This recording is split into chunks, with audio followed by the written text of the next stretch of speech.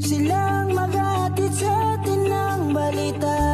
Kasama sina Jobert at Derek Chap. Silang mga kasama natin sa oras na opinyon, talakayan at diskusyon.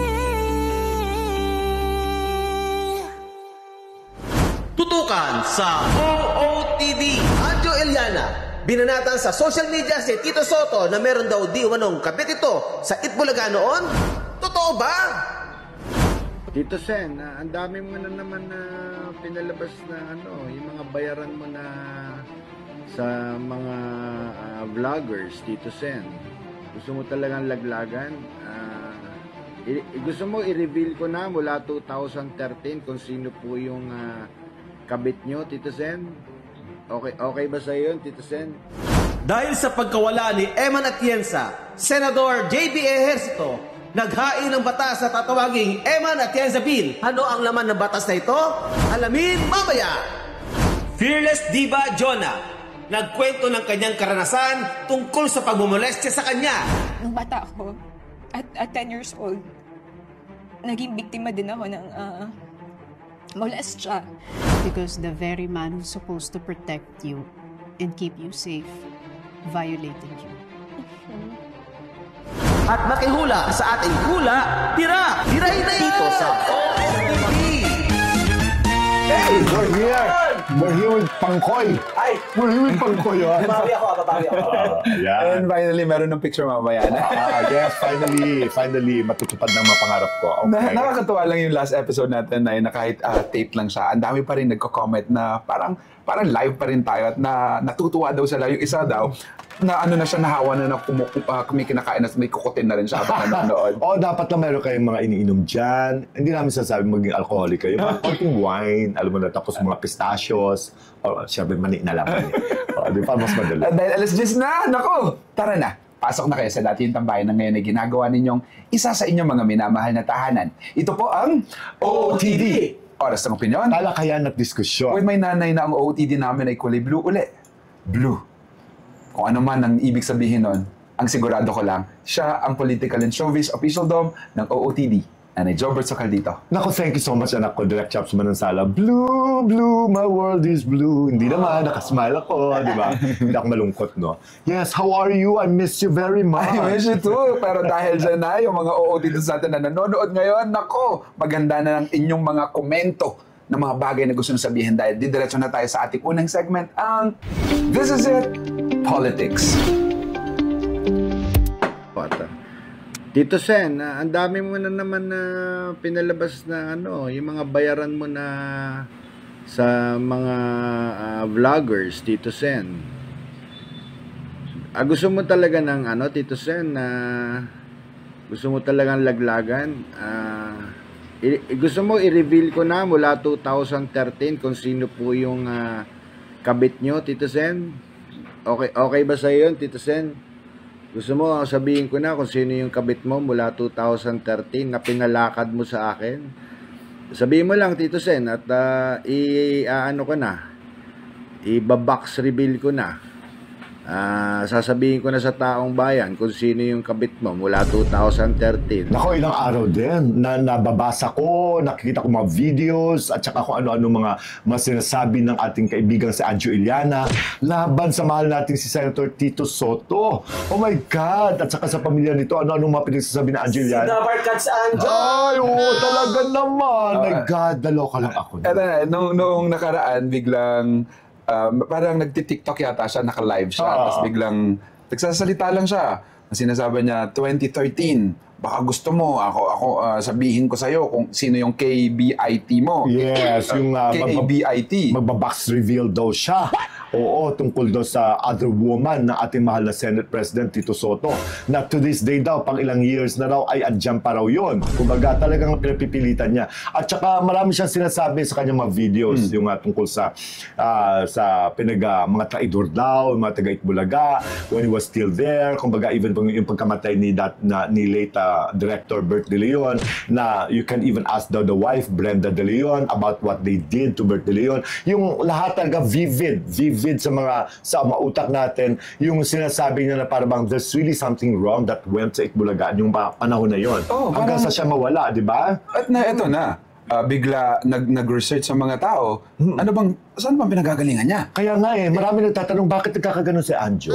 Who is behind him? Ang sinasabi niya, Nay, parang, yung mga troll farm mo, Tito Sen, na inaano ako, sige, eto ang totoo. Parang ganun yung sinasabi niya. Pero alam mo, sa pagkakilala ko kasi kay Tito Sen, wala naman troll farm yan Hindi naman niya kailangan troll farm even yung Itbulaga at saka the Halos-Hos issue. In fairness, kumbaga, the regular audience, sila ang nagdidiba-debate, pero wala silang inalaga ang troll farm para tirahin ng mga Halos-Hos. Sabi nga nila, who must be behind this Anjo Iliana sa eto na, lumabas ang pangalan ni Senator Jinggoy Estrada. Yes.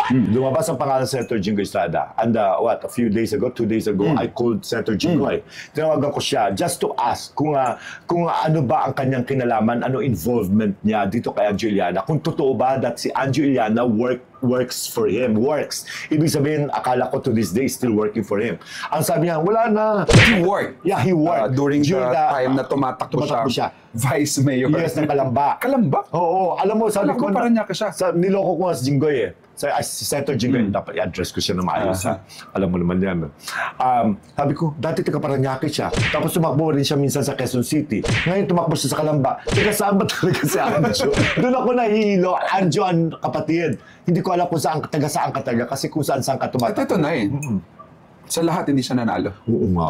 Sa Paranaque, parang unang-una nanalo siya. Counselor siya or something. Ngayon, tinanong ko si Jinggoy, sabi niya, tinawagan nga raw niya tinawagan si Anjo kasi gusto niyang malaman. Kumbaga, gusto niyang baka mamaya madawit siya kasi wala siyang kinalaman sa kanyang mga pinagpuputak daw sa sa social media. Ngayon, eto ng latest. Wala, pinatigil niya. Tigilan mo na yan. Tigilan mo na yan. Senator. Yes. Jinggoy. Tigilan mo na yan. Kasi nga, dahil pati siya parang natadawit na. Oo, kasi halimbawa ako, nalaman ko, kunwari, hindi ko alam na hanggang ngayon ay nagtatrabaho pa rin si Anjo kay Senator Jinggoy. Mag-iisip talaga ako, okay na, eto yun. Siguro, may basbas ito. Parang gano'n. Okay. Kasi out of the blue na Wala naman talagang pambabas kay Anjo Iliana. Pero bigla, etong sinasabi niya kay Tito Sen. Kumbaga, bakit all of a sudden, he came out? Kumbaga, mga tao nagtataka, ano ba ito, nag-iingay lang ba siya? Or is there some hints of truth dito? Kasi may mga na-mention pa siya ng mga Pepsi Paloma issue. Yes. Alam mo, sabi ko, seryoso siya And finally, na-interview siya ng PEP. Oo. Ngayon, ang sinabi niya, meron siya ngayong alibay na sinasabi na actually half-bluff lang daw siya sa kanyang TikTok o kung saan man yun habang siya nagpa-vlog, no? Half-bluff lang daw siya at hindi naman niya akalain nasasabog ito at papatulan ito magkakagulo daw sa buong Pilipinas at buong mundo. Sa isip ko lang, muntik pa nga ako makatulog Kasi unang-una, hindi na pinag-uusapan si Anjo. But of course, Tito Sen kasi is very much in the picture kasi Senate President yan. Pero sabi ko, ang unang pumasok sa isip ko na when he said about that other woman issue, si Tita Helen. Kasi si Tita Helen is a very gracious lady, napakabait, at alam ko, nagmamahalan talaga sila ni Tito Sen. Kasi. You witnessed it. Witness. At saka malapit ako kay Tita Helen. At saka, diba, every time Tita Helen is being asked kung ano sikreto, kung bakit hanggang ngayon sila pa ni Tito Sen at nagmamahal, sabi niya. Kasi magaling daw mag-alaga si Tito Sen sa kanya. Alam mo, to this day, every morning yan, sa toilet nila, talagang pagkagising ni Tita Helen, may bulaklak doon sa toilet at may note yan si Tito Sen of how much he loves Tita Helen. I'm sure with what happened, naguluhan din yung mga pamilya ni Tito Sen. Of course. Para kasi nag-iisip ka, di ba, may kwento pa na si Senator Tito Sen, kahit saan man siya, ayaw niya nag-overnight kung saan gusto niya umuwi. So paano siya magkakaroon ng kabit? Kaya sabi nga natin, di ba, ito honestly, syempre usapang real talk lang, lalaki yan. Kumbaga, nobody naman would expect na, of course, alam natin, may mga forever din sa iba. Kumbaga, may faithful naman yan, tsaka may loyalty yan sa kanyang partner. Pero sabi nga natin, maybe during years back, hindi natin alam. Mga heydays niya. Mga heydays niya. I'm sure bakaliwari niya ng konti, pero hindi sumiseryoso. Kasi syempre, iba yung kanyang pagmamahal sa asawa niya. Pero natural, sabi nga lang, kung araw-araw ulam mo adobo, gusto mo rin sa makatikim ng paksiw. Tsaka isa, Tito Soto siya eh. May mga babae talaga along the Gwapo way. yan. Ng mga panahon, lalo ng mga kabataan niya. Maaring pero alam mo, in fairness sa mga netizens, when Anjo was like talking about this, binabalikan si Anjo. Si Anjo binabas. Oo. At saka sabi nga natin, ang tanong ko lang dito, why are you doing this, Anjo? Hindi ang kinakatwiran mo kasi magkakaiba kayo ng paniniwala ni Tito Sen. Nung malaman niya na ikaw ay maka-VP Sara for president, parang biglang nanamlay, tapos parang pinag-initan ka na. Kumbaga, unang-una, Anjo, if I'd be able to talk to you heart to heart tsaka mata sa mata, my God, yung pinaglalaban mo rin na magiging presidente ay questionable rin para sa akin. Kumbaga, it's not even worth it para sunugan ka ng bridge, sunugan ka ng tulay sa isang katulad ni Tito Sen na pinagkakautangan mo ng malaking utang na loob. Ako, I hate talaga people na ungrateful, na kapag nagkahiwalay na, nag-spill na ng beans. Paano naalala mo si Mardica? Yes. Di ba nasabi ko dati, di ba maka-Marcos yan? Tapos nung maghiwalay na sila, napunta siya kay Duterte, binanatan si Marcos, lahat ng sekreto nilalabas. Ako, I don't like these kinds of people. Para sa akin, matinik sa dibdib yan. Kasi, imagine mo, hindi sila mapagkakatiwalaan. Di ba tayo, sa mga kaibigan natin, ako talaga, eto alam ni anak ni Direct Chaps yan. Ako, halimbawa, kaibigan kita. Tapos nag-fall out tayo. Nag-away kayo. Nag-away tayo. At hindi tayo nag-uusap. Asahan mo, kung ano ang mga sikreto mo na nalalaman ko, ay akin lang. Minsan kinakalimutan ko yun. Nakakalimutan Kahit ko na gusto mong bumawi. bumawi sa ibang paraan. Didiretsuhin kita, kakausapin kita, mumurahin kita, mag-away kita, magsusuntukan tayo. Pero kung ano sikreto mo na nasabi mo sa akin ay hindi ko pwedeng ibunyag yan kahit kanina. Thank you. That is the secret sa akin yun. Ganun dapat. This is Anjo Eliana, sasabihin mo bigla na parang akala ko naman hindi naman magbubumerang o hindi lalaki ito. Ngayon pinag-uusapan na. Kasi ang pinag-uusapan, ang sinabi mong pangalan ay isang tao na Senate President. Sabihin mo isang artista na hindi naman kilala at hindi naman pinag-uusapan, kahit naging sikat, maaaring hindi ka pansinin. Pero ang pinag-uusapan natin, Senate President. At saka bilang tao, Anjo, at bilang kaibigan, natatakot akong pagkatiwalaan ka. Totoo, no? Nakakatakot. Kaya sabi ko, alam mo, I don't know kung paano mo mai-redeem ang sarili mo, kung paano mo maibalik ang tiwala ng kapwa mo sa'yo. Sa ginawa mo ito kay Tito Sen, sa family niya, at saka sa mga kasamahan niyo sa Itbulaga na, yes, of course, no, wala namang forever. May mga pagkakataon talaga na you enjoy your heydays, your prime, pero after that, baka may mga bagay, may mga cost-cutting dyan, may mga you haven't performed so well, kaya ka nawala. Kundi ano mga dahilan, siyempre hindi tayo privy to that, no? Pero dapat yun ay babalikan mo yung utang na loob na if not for them, you wouldn't be Anjo Eliana. You would be, kung nag-start ka, hindi man sa Itbulaga, pero siyempre lumaki ang pangalan mo doon sa loob ng show na yon. Kumbaga laki na ng bagay na naitulong nito sa buhay mo. Pati mga kapatid mo ay natulungan mo. Pero paano ka papagtitiwalaan kung ganyan ka pala na may magka-disagree lang, magdisgustuhan lang, ay ibubulnyag mo na yung mga sekreto ng tao. Kung totoo man yun o hindi, kung bluff man yun o hindi, alam mo Anjo, natatakot ako para sa'yo. Ako naman ay, kung merong tao sa likod dito, kung bakit bigla out of the blue ay nagsalita siya, tapos biglang boomerang sa kanya pa rin, dapat mag-isip na siya unti-unti. Yes. Dahil na una-una, wala na siyang karir. Wala siyang karir. Even sa politics, hindi ka Wala man na. nananalo. Saan ka papupulutin? Nakakalungkot na pwede namang maging tamang tao ka na lamang kahit wala kang karir. Nang sa ganoon ay at least mabuhay kang masaya. Mabuhay kang, sabi nga diba na sa dami ng mga mental health problem at marami mga nagpapakamatay ngayon dahil sa bullying at bashing sa social media. Let's just be kind and even kinder. At mukhang nakakalimutan mo yata yun, Mr. Anjo Eliana. At saka you're destroying families.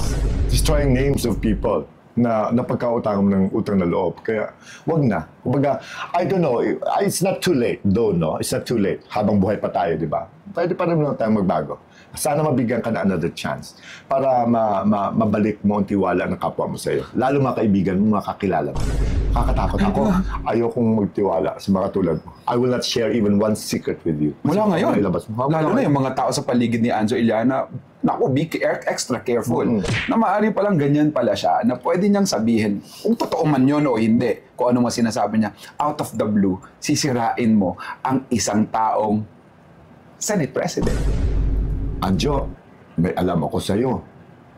Pero hindi ko sasabihin. Kasi hindi ako ganun. May alam ako tungkol sa... Ano kasi? Kahit sa'yo, hindi ko sasabihin, siyempre. Akala mo, ibubulong ko. Hindi. Yung alam mo yan, marami rin kaming alam tungkol sa'yo, pero at least, di ba, safe ka sa amin. Sana ganun din kaming lahat, even sa Tito Soto, sa'yo. At sana may natutunan ka sa karanasan na to na bigla sasabihin mo, it was bluffing, hindi ko naman alam na lalabas at lalaki ito. At the end, ang paninira sa ibang tao ay ibabalik ng Diyos kung ano ang ibinibigay mo sa iba. That is the law of Confucius, di ba? Do not do what unto others what you don't want. You don't want others do to unto others. Nieta. Do not do unto others what you don't like others to do unto you. Yun! The Confucius theory yan. At palagi sana nating i-remind ng sarili natin yung life, no? The law of karma. Kasi ikli na lang ng buhay. Oo. Para paliitin pa natin ang mundo natin. Lalo na Anjo Iliana, isang dabber cats. Hindi, sinasabi na nila, sorry pa, medyo humahaba na kaya hindi tayo umuunlad dahil sa utang na loob na palagi nating isinasampal sa maraming tao. Yeah. Pero this is not just about utang na loob eh. This is about being kind. And this is about a personality na pinagkatiwalaan sa'yo na kailangan mo lang yakapin at ibigay mo lang sa sarili mo at hindi ibigay sa ibang tao. Lalo na sa panahon ngayon na babigla na lang na nangyari ito. Okay, Anja, see you. See you? Where? Yun! Yan! Naku, mga dyan ikaw. Anong komento mo sa ginawa ni Anjo Iliana? Naku, alam ko, meron din kayong mga bitbit, meron din kayong mga baon. Babasahin natin yan. Hay nako, ang saya-saya ng buhay. Gusto mo ngayon palang, gusto ko lang kasi, ito si Pangkoy kasi nakaraan, di ba? Hindi niya in-upload yung pictures natin.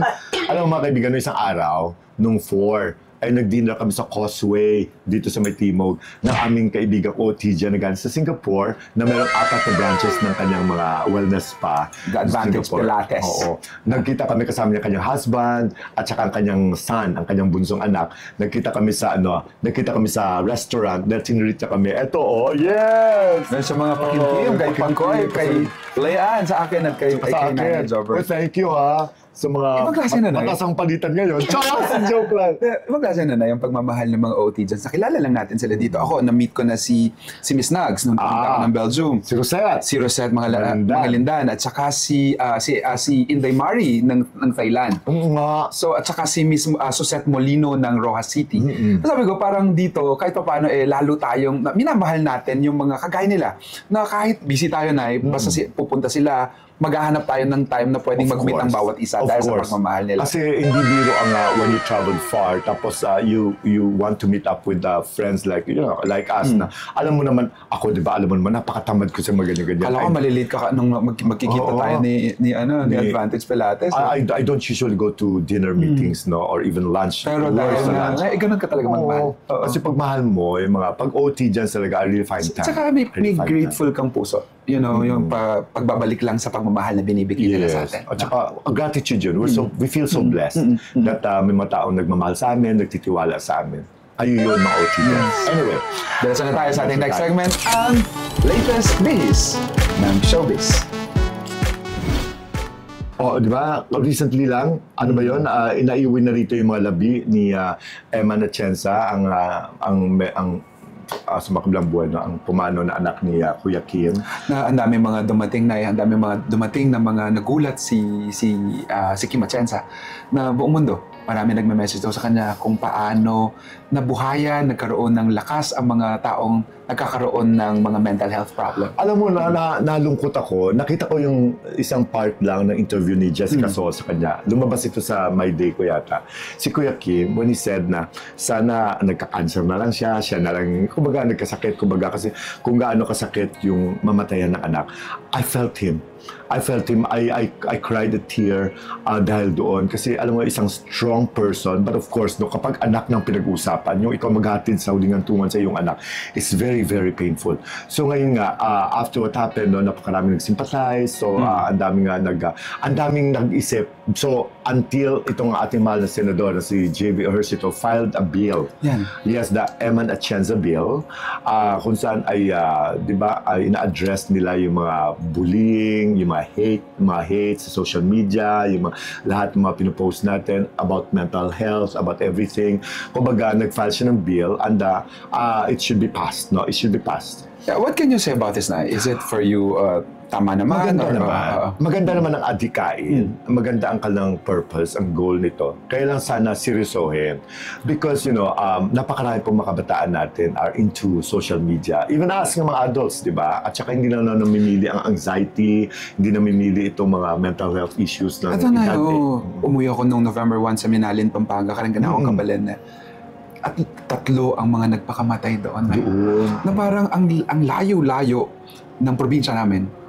Pero merong nagpapakamatay na halos sabay na 3 tao na iba-ibang okasyon. It's not an ordinary issue. It's not a joke. Ito lang, recently lang sa Maynila, yung sa may SM sa Ngangdaan, yung lumandag, pero actually gusto lang magpakamatay biglang pero nagpakamatay na. Napakarami kasi mga problema ang bawat isa sa atin. At saka depende rin yan kasi sa kakayanan ng ating mga puso, ng ating kalooban sa pagharap at pagtanggap ng mga pagsubok na ito. May mga tao talaga medyo mahina ang loob kaya hindi kinakayanan.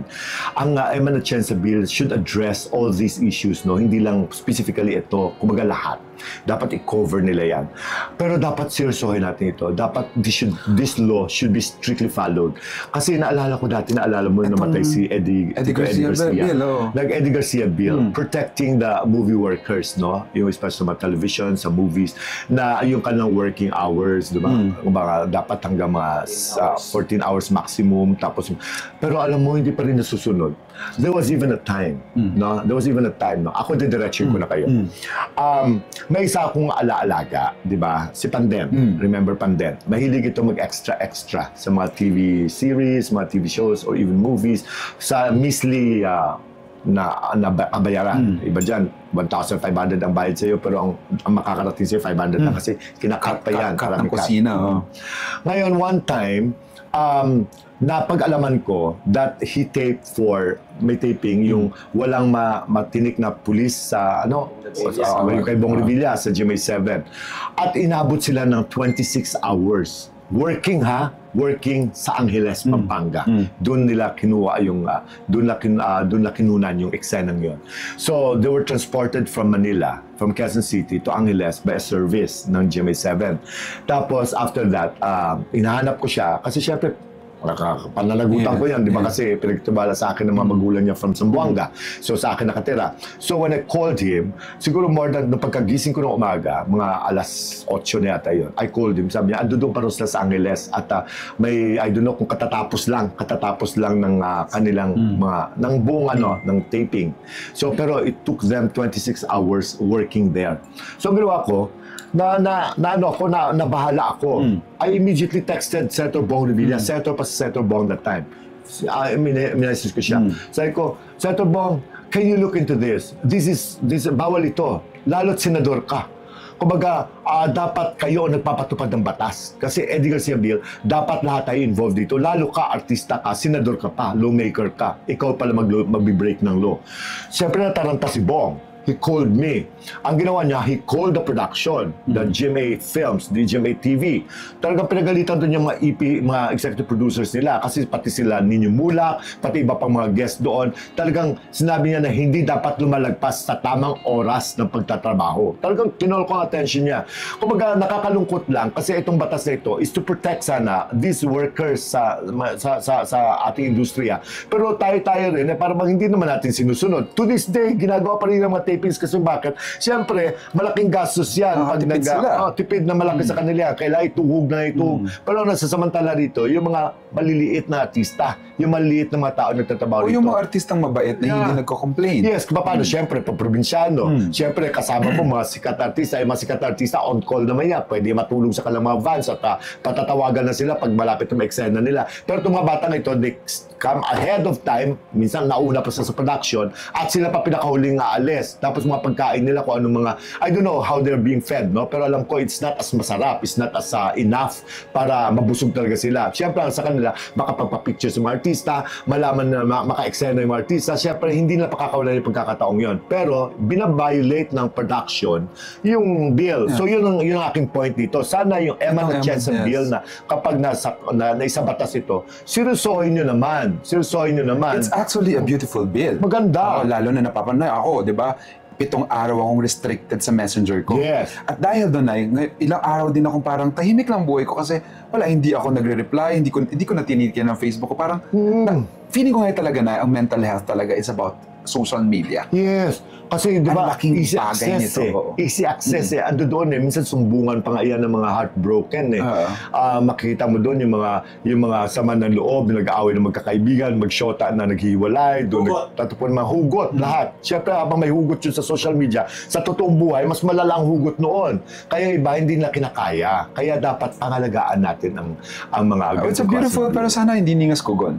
At ipinangalan sa isang taong namatay, yes. nagsakripisyo, like si Eddie Garcia nung namatay siya, nagkaroon ng bill. Para sana merong purpose at may datingan kung kaya nga may bill at pinangalan doon sa tao. Oo.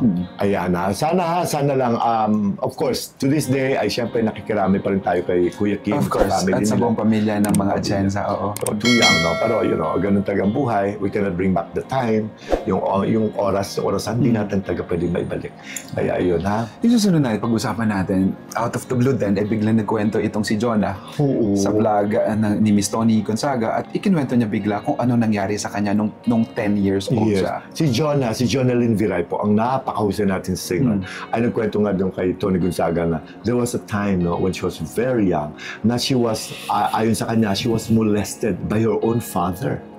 Dinala sa kwarto, and we don't know, hindi na niya inelaborate, pero imagine mo na lang kung paano siya minolest siya. Because for her, she didn't know what to do. She was very young. Hindi man siya makasigaw. Hindi niya alam it was the right thing or natural ba yun. Siyempre, pag bata ka, naive. You don't know the law, you don't know the world. So, ginawa sa kanya ng tatay niya, alam mo, nasa puso na lang niya yun, dala-dala niya hanggang sa mga oras na ito.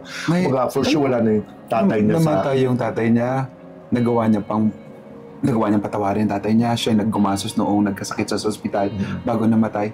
Sabi ko, ano kaya ang dahilan kung bakit ngayon lang naikwento ni Jonah ito? Siguro ngayon lang siya naka-move on sa kasi handa na siyang ikwento na. May mga bagay kasi minsan sa buhay natin na naranasan natin na habang panahon na mabigat pa sa dibdib natin ay hindi natin may kwento. Iniiyak na lang natin. Dinidibdib natin, dala-dala natin sa ating puso. Pero kapag minsan nalagpasan mo na, ay yung release, nai-release na sa puso mo yung galit, kumbaga tanggap mo na, naka-move on ka na, alam mo na paano alagaan sa sarili mo. It's easier for you to make kwento. Na ikukwento mo na. Kasi para at least siguro para sa mga other followers. People, for other people to know and learn from the experience ni Jonah. Alam mo na ako. Alungkot Ako na yun nung pinapanood ko yun. Sabi ko, sana makita ko si Jonah at yayakapin ko siya.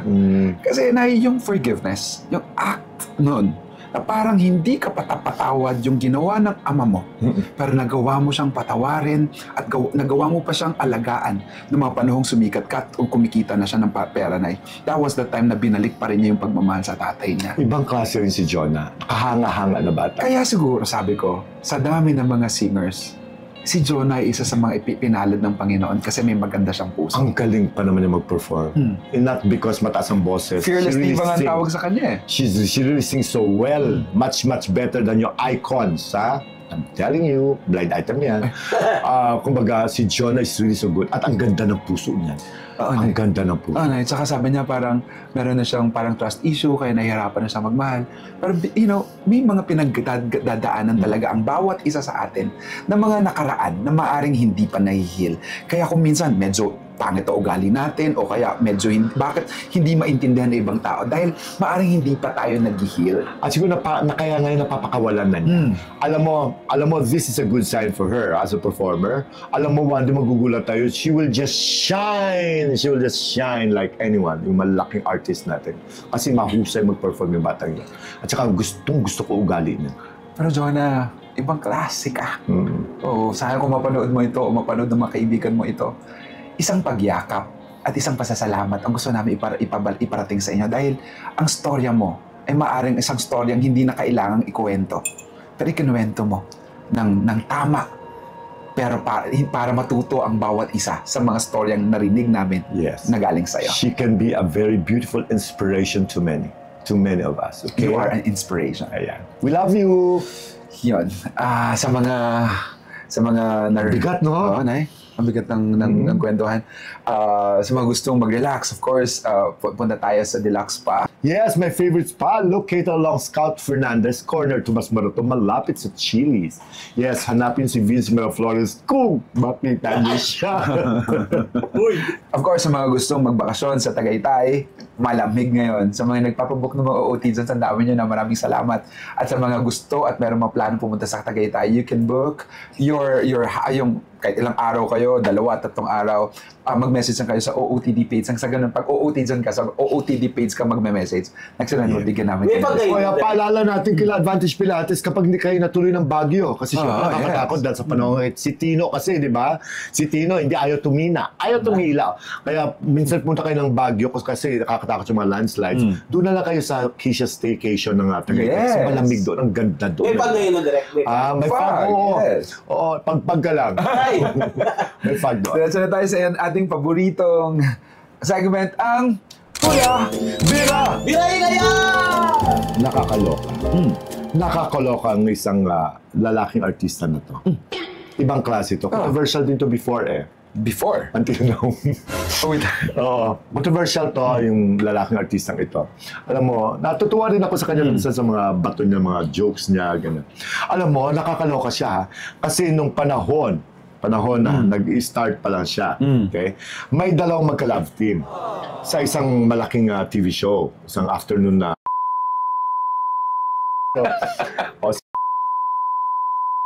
kasi sila ang number one love team. May number one love team, ang isang teenage program. Afternoon program na isang TV network. Ngayon, kinlose nitong lalaking ito, yung una, yung male partner sa love team. Ay, yung male partner na yon may pagka-gay. May pagka-gay yung bata. Ngayon, ang bata ay nakatira dyan sa may bandang malapit lang dito sa Banawe. May subdivision dyan sa Quezon City. Huwag yung edit yan na Banawe. Kasi nanonood sa akin yung anak niya. Alam niya siya yun. Tapos, alam mo, ang ginawa nitong lalaki ito, para gusto niya kasi pag-usapan siya, gusto niya makilala. Dumikit siya nung dumikit dun sa aktor, sa sikat na love team ng isang sikat din na lady, na girl, na artist, no? Tapos, ang ginawa niya, hanggang sa ni Jondi niya yung bading na artista, para lang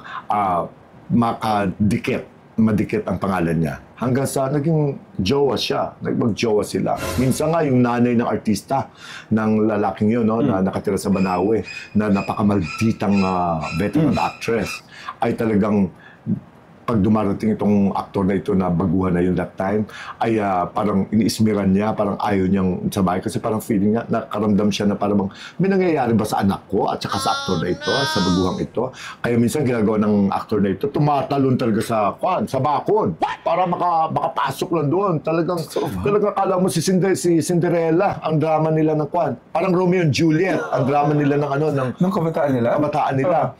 Pero nung sila nakita niya kasi kung gaano kasikat yung aktor na yun. Kasama ang kanyang ka-love team sa afternoon program kasi everywhere they go talaga silang number one. Walang pwede mag-claim ng number one na love team that time kundi sila. Alam mo, sumama-sama siya. Ang ginawa niya, niligawan niya yung babae. Jowa niya ito patago si Baklitang si Baklitang ka-love team. Ginawa niya nga yung babae, girlfriend niya. Naging girlfriend niya. Tinuhog niya yung love team. Iba siya. Wait lang. So, ang clue natin, sa love team muna. Sa love team.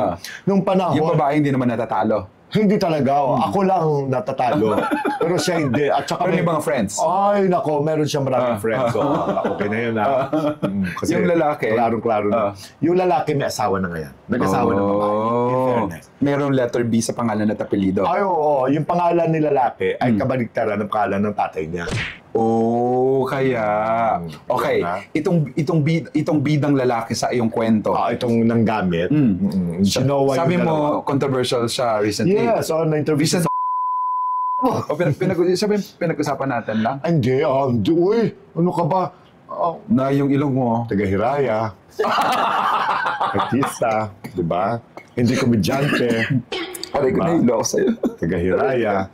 Alam niyo na, ham actor man ako maturing, pero taga-Hiraya ako. Kaya, may pangalan niya may N at saka sa apelido may N. Tangusay mo, late. Diyan galing mo yun. Di ba? Ayun. Nako. Di ba nakakaloka? Ngayon na kayo nakakatunghay, no? Na isang baguhan that time ay napakagaling manggamit. Talagang ginamit niya ang kanyang ang mga pagkakataon. At ginawa niya yung magka-love team Parang hindi pa rin mismo. siya nagbabago hanggang ngayon, ganun pa rin siya. Oo, kahit pa wala na siya. Wala na nga siya eh. Pero gusto pa rin siguro niya manggamit ngayon para pag-usapan siya ulit. Napag-usapan na nga siya. Ay, very light. Very light. Ayan na! Naku, hula na mga OT dyan. Sino kaya ito? Nako, yung mga pangalan na, Uy, naku, anak. Yung anak ko nanonood yun. Yung taga Manawi. Ikaw to. Sa lahat ng mga OT dyan na palagi nagbababad, lalo na sa oras ng 10 p.m. Maraming salamat kayo, Team Live, na palagi nandyan sa amin. Mga team balik sa umpisa. Yes, team Tanggol, team Pakulay, Mga tsaka nagpapakulay sa amin na palagi nagmamahal. Team At Replay. yung mga team share na hindi lang sinishare yung episode na sa kanilang mga social media platforms. Sinishare din nila sa kanilang mga kwentuhan sa mga magkakaibigan na Cute. yung pinapanood nila tayo na OOTD. Dumadami na po tayo. Sa mga nanonood pa lang at hindi pa natin subscriber, pindutin nyo lang po yung subscribe button dyan. Yes. I'll see you again, ha, mga kaibigan, ha? Alam mo na, Diyos ko, siyempre hindi kayo mapagod sa kakwento sa inyo, basta nandiyan kayo. Siyempre, kanino kami magkakwento kung wala kayo? Live po tayo sa ating next episode. Ito po ang OOTD.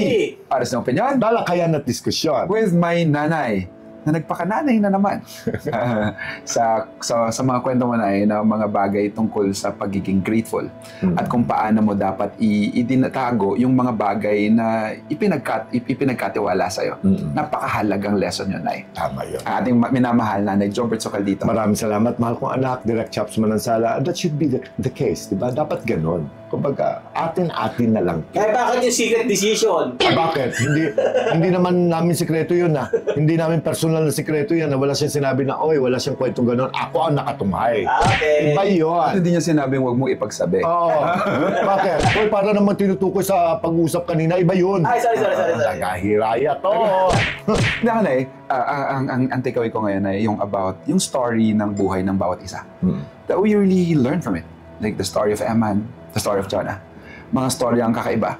Nakakatakot kung ikaw mismo ang makaranas noon. Masakit. Hindi ko alam kung paano siya haharapin. Kung paano hinarap nila Kim at Chensa itong nangyari sa kanila. Pero they are trying to, to live and understand it na ang lahat ng ito ay may dahilan. Yun naman talaga eh. The best thing is kung ano man ang pinagdadaanan mo ngayon, may magandang dahilan ng Diyos. Maaaring hindi tayo pareho ng opinyon, hindi tayo pareho ng kung ano man. Pero tandaan lang natin na walang maling opinyon sa tamang talakayan na may makapusong diskusyon. To everyone, to God be the glory. Thanks. Kanang Kapampangan, kaluguran na kayo. Of course, Michael Pangkoy. Yes, Michael Pangkoy, Leal Manansala, And Mikla. Raymar Buado. Yes, hello. God bless everyone. Yes, God bless. Wow, wow, wow. See you.